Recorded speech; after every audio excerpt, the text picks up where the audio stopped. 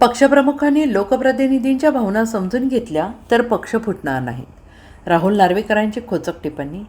महाराष्ट्रातील JNZ-PD महाराष्ट्रासोबत आहे. महाराष्ट्रात भारतीय जनता पार्टीच्या बैठका या कधीही कुठल्या ऑपरेशनसाठी होत नाहीत. मला वाटतं कुठल्याही पक्षाने अंतर्गत लोकशाहीचा वापर करून आपल्या लोकप्रतिनिधींच्या भावना समजून घेतल्या तर पक्ष फुटणार नाहीत, अशी खोचक टिप्पणी विधानसभेचे अध्यक्ष राहुल नार्वेकर यांनी पंढरपूरमध्ये केली आहे. विधानसभा अध्यक्ष राहुल नार्वेकर यांनी आज पंढरपुरात स्वेरिज कॉलेज ऑफ इंजिनिअरिंग येथे जेनझी पिढीतील विद्यार्थ्यांशी संवाद साधला. प्रसंगी त्यांनी राजकीय प्रश्नांवर भाष्य करताना खोचक टिप्पणी केली.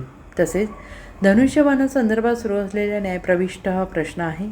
आपण विधानसभा अध्यक्ष आणि कायद्याचे विद्यार्थी असल्याने यावर बोलणार नसल्याचंही त्यांनी म्हटलेलं आहे.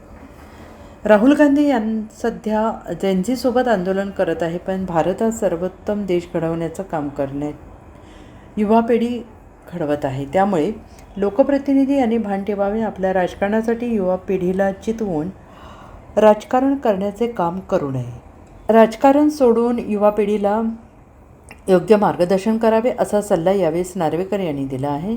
महाराष्ट्राच्या विधानसभेत बसून युवकांच्या अपेक्षा इच्छा पूर्ण करण्याचे असतील तर त्या संदर्भातील कायदे करण्याचे निर्णय घ्यायचे असतील तर युवकांशी संवाद साधणे गरजेचे आहे. यासाठी आपण संवाद साधला असल्याचं नार्वेकर यांनी म्हटलं आहे. सर्वप्रथम मला वाटत नाही भारतीय जनता पार्टीची कुठची बैठक कुठचंही ऑपरेशन करण्यासाठी असते आणि त्यामुळे राज्याच्या विकासासाठी, जिल्ह्याच्या विकासासाठी आणि आपल्या विभागाच्या विकासासाठी भारतीय जनता पार्टी बैठका घेत असते.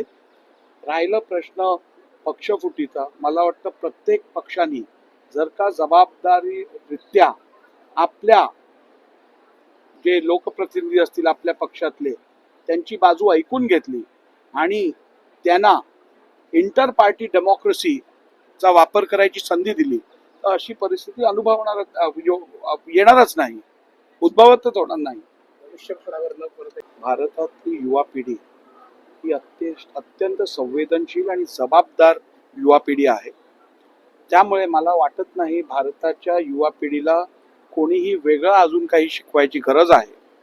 परंतु जी लोक काही युवकांना कुठच्याही प्रकारे अयोग्यरित्या प्रभावित करून त्यांच्याकडनं असंविधानिक कृत्य करून घ्यायचा प्रयत्न करत असतील त्यांना थांबवण्याची गरज आहे. युवा पिढी ही जबाबदार आहे आणि या देशाला या युवा पिढीवरती अभिमान आहे. शेवटी येणाऱ्या भारताला जी अपेक्षा आमची आहे, ज्या दिवसाची आम्ही वाट बघत आहोत की भारत आता 2047 मध्ये संपूर्णपणे विकसित देश होईल आणि 2027 मध्ये आपली अर्थव्यवस्था तिसरी सर्वात मोठी अर्थव्यवस्था होणार आहे. त्याचप्रमाणे भारत हा जगातला सर्वोत्तम देश कोण बनवू शकत असेल तर ही आपल्या समोर बसलेली युवा पिढी करू शकतं. याचं भान प्रत्येक लोकप्रतिनिधीला असायला पाहिजे आणि आहे. आणि त्यामुळे युवा पिढीबरोबर कुठच्याही प्रकारचं अयोग्य वर्तन होणं हे कुठच्याही सरकारच्या ध्यानामनात असू शकत नव्हे. त्यामुळे जी लोक काहीतरी बोलून चितवायची प्रयत्न करत असतील त्यांनी कृपया आपलं राजकारण बाजूला ठेवून या युवा पिढीला योग्य मार्गदर्शन करून त्यांच्याकडनं जो भारत आपल्याला घडवायचा आहे तो भारत घडवण्यासाठी योग्य मदत करावी अशी मी विनंती करेन.